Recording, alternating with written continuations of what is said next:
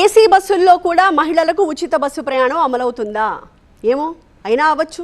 ఒక రాష్ట్రంలో మొదలైన మహిళలకు ఉచిత బస్సు ప్రయాణం స్కీమ్ ఉత్తరాది దక్షిణాది అనే తేడా లేకుండా దేశవ్యాప్తంగా పాకుతోంది. బెంగాల్లో ఏసీ బస్సుల్లో కూడా మహిళలకు ఉచిత బస్సు ప్రయాణం కల్పించారు. ఆ లెక్కన అటు నుంచి ఇటు కూడా పాకుతుందా? ఏ రాష్ట్రమైనా తీసుకోండి, అన్ని మహిళా అనుకూల పథకాలే. మహిళల చేతిలో డబ్బు పెట్టే పథకం విషయంలో అయితే ఏకంగా వేలంపాటే నడిచింది. ఒకరు 1000 ఇస్తామంటే మరొకరు 2000, ఇంకొకరు 3000 దాకా తీసుకెళ్లారు. ఎవరు ఎక్కువ ఇస్తామన్నారో వాళ్లే గెలిచారు. మహిళల చేతికి నెలకింత అనే పథకంలాగే ప్రభుత్వ బస్సుల్లో మహిళలకు ఉచిత ప్రయాణం పథకం కూడా దాదాపుగా దేశం మొత్తం పాకిస్తుంది. పశ్చిమ బెంగాల్లో జూన్ 1వ తేదీ నుంచి మహిళలకు ఉచిత బస్సు ప్రయాణం పథకం మొదలైంది.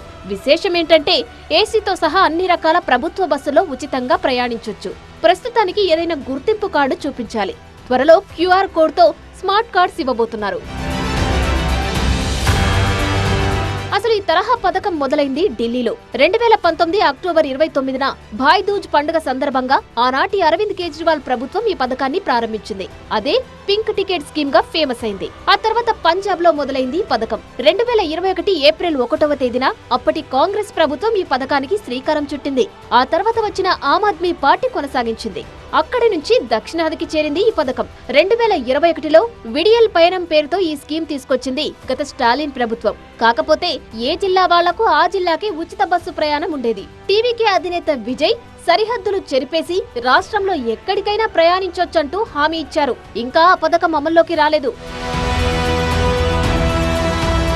బట్ మహిళలకు ఉచిత బస్సు ప్రయాణం గురించి చెప్పుకోవాల్సి వస్తే కర్ణాటక గురించే చెబుతారు.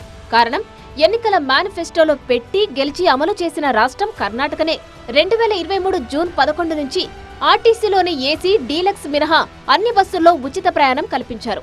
ఆ తర్వాత తెలంగాణలో 2023 డిసెంబర్లో మహాలక్ష్మి పథకం మొదలైంది. తెలంగాణలోనూ ఏసీ డీలక్స్ మినహా అన్ని బస్సుల్లోనూ మహిళలకు ఉచిత బస్సు ప్రయాణం కల్పిస్తున్నారు. ఇక జమ్మూ అండ్ కాశ్మీర్లో 2024 అక్టోబర్ నుంచి మహిళలకు ఉచిత బస్సు ప్రయాణం స్కీమ్ కొనసాగుతుంది. ఆ తర్వాత ఈ పథకాన్ని అమలు చేసిన రాష్ట్రం ఆంధ్రప్రదేశ్. స్త్రీ శక్తి పథకం కింద 2025 ఆగస్టు 15న ప్రారంభించారు. కేరళ, రాజస్థాన్, మధ్యప్రదేశ్, మహారాష్ట్రలో ఈ పథకం ప్రారంభించడానికి రెడీగా ఉన్నారు. కాకపోతే బెంగాల్లో ఏసీ బస్సుల్లో ఫ్రీ జర్నీ మొదలైంది కాబట్టి అది కూడా దేశవ్యాప్తంగా పాకుతుందేమో చూడాలి.